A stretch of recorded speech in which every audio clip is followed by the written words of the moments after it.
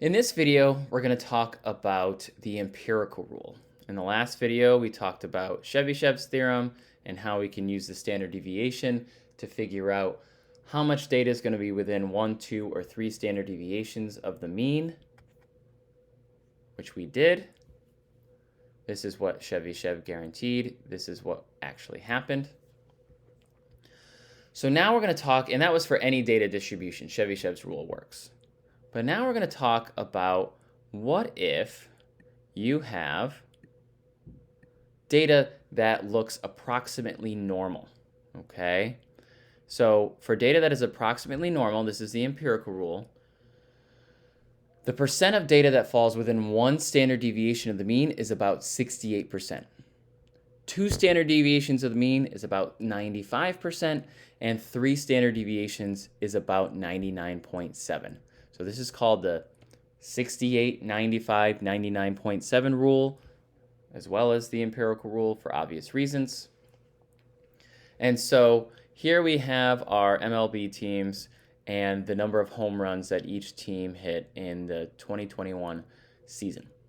Okay, again, we're going to find the mean and the standard deviation. Now this is technically a population, so I'm going to go ahead and treat it as such. And we get these values. The median is going to be calculated again. We have our original data, so we can just do this the way that we normally do. Okay? Our mean and our median are very close together. Our standard deviation is much smaller than the mean, which tells me that the mean's probably the best measure of center for this data set, especially since the mean incorporates all the data and the median only incorporates the position of the middle of our data set. And so if there isn't much of a difference between choosing the mean or the median, I'm always going to choose the mean to describe the center of my data set. But if there is a big difference and our data are skewed, then I'm going to choose the median, and we'll talk about that in a later video. All right, so again, the empirical rule says, and this is our data distribution, this looks pretty bell-shaped, pretty symmetric, and symmetric is not necessarily bell-shaped, okay? Symmetric is just symmetric. And so I'm trying to show, I'd like to know, is this data about home runs for the MLB teams in 2021, is that actually normally distributed? I'll know that if I find the percentage of data that's within 1, 2, or 3 standard deviations of the mean, and if they're close to these numbers, then I'm going to say, yeah, my data's probably normally distributed. So let's go through the same process we went through in the last video. I'm going to find a lower bound and an upper bound for 1 standard deviation away from the mean. So I'm doing 1 standard deviation below the mean. I'm going to do 1 standard deviation above the mean. I'm going to find the number of values that are within these boundaries. Oops, sorry. End quotes and lower bound, comma, same data, comma, less than or equal to, and this value. So there are 21 teams that fall within 168, and this is technically 169 home runs and 228 home runs. How many teams, like what percentage of teams is that? Well, that would be this number divided by, there's 30 teams total. If I didn't know that off the top of my head and I didn't want to count, I could count the number of values in this data set here, and it's going to come back as 30. Okay, 21 divided by 30 is 0.7. Now the empirical rule says 68%.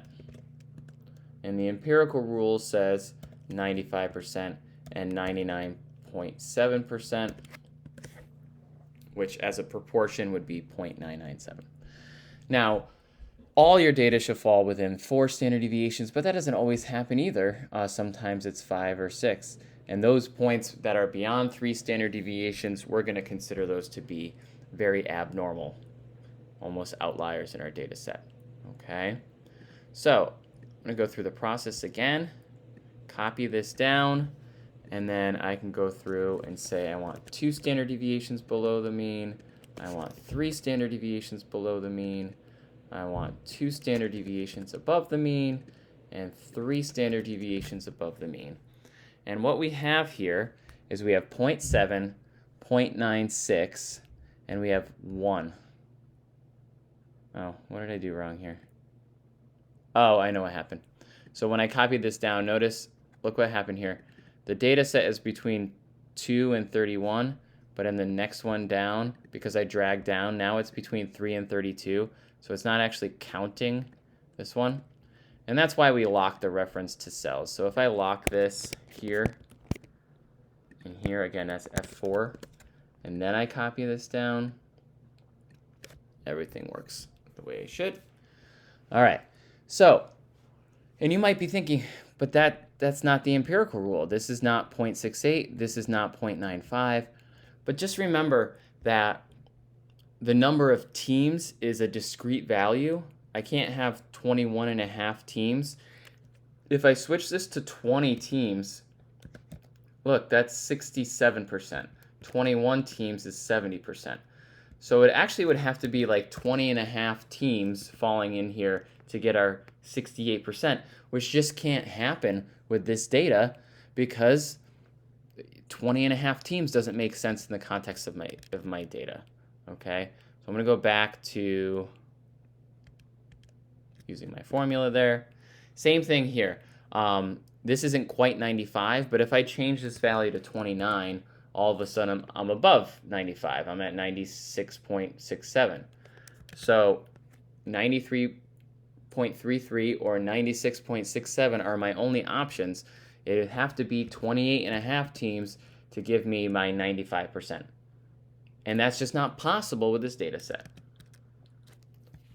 And then this isn't 99.7, but again, if I had 29 teams, that's only 96.67. 30 teams is all of them. Oop.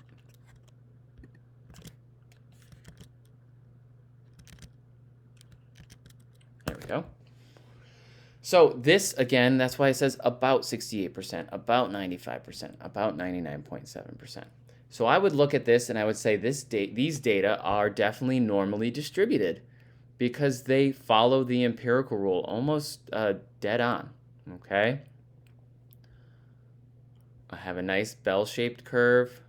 So there's now a fifth way to describe a distribution, and that would be normally distributed. A normally distributed data set is one that is already symmetric and unimodal, and so, but it just has this added characteristic of being bell-shaped. And how would we figure out whether it's normally distributed or not? We would go through the process of knowing how much data falls within 1, 2, or 3 standard deviations of the mean. And if it follows the empirical rule, then we can say that our data is approximately normal. All right, I'll see you in the next video where we'll go over an example problem using the empirical rule and then Tchebychev's theorem.